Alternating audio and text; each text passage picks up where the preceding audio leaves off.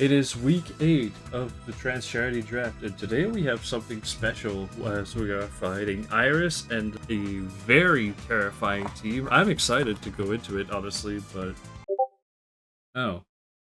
Well, that means I can prepare for week 9. So it's week 9 of the Trans Charity Draft, and we are battling Metal Wave '07. This team looks pretty dangerous, lots of redirection, but I think with a bit of spread move, we can deal with it pretty fine. Oh, we got queso.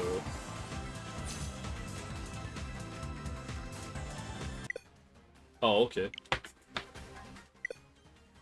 Oh, okay. I'll have to cut this in later. Or I guess his fucking Wi-Fi is gonna die again. Oh, he disconnected. Oh, man.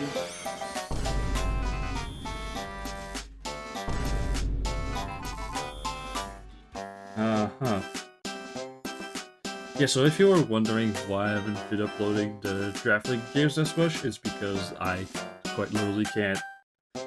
Well, it's kind of a shame. Didn't really want my Draft League run to end like this. That does mean I can focus all my resources to battle in the playoffs. And with that, I think it's time for our team to make some little changes around here and there. Here comes a new challenger! The first one is one that I've kind of hinted at. We are trading Corviknight, but we are trading Corviknight to the draft for Metagross. Now, if you notice, Metagross is not on the team. That's because we've actually traded Corviknight for Tinkaton, and then swapped Tinkaton with Purple Nemo for the Metagross. What that means is we get a giant offensive tank that can just like stand here, take physical hits pretty well.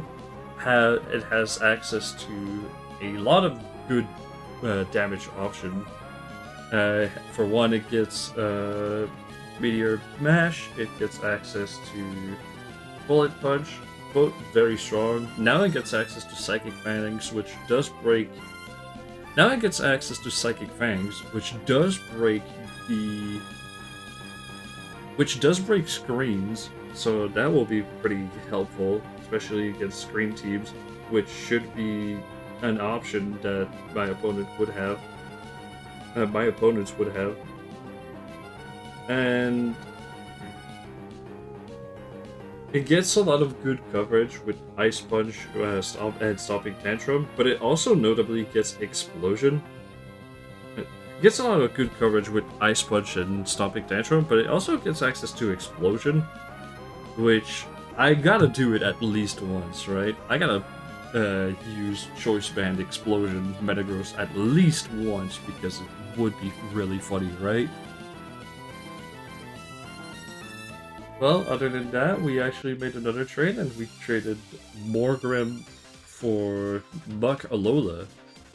Now, Alolan and Muck is not that impressive, all things considered, but it gets access to a couple of few options. Number one, it's kind of specially tanky, which is a lot better because that means we get to survive some special threats a lot easier.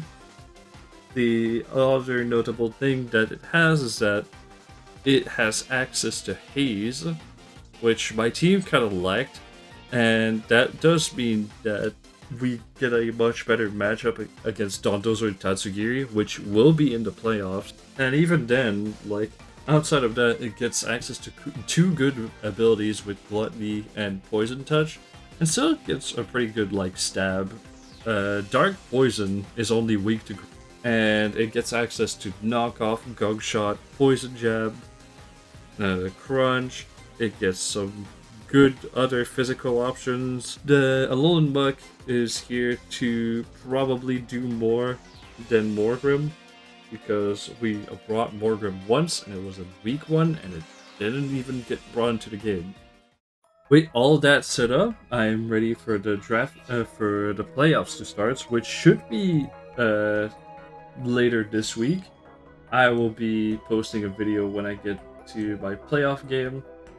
and I will see you then at this point. So big little updates today, but still like pretty cool stuff to know about. And yeah, I will see you later then.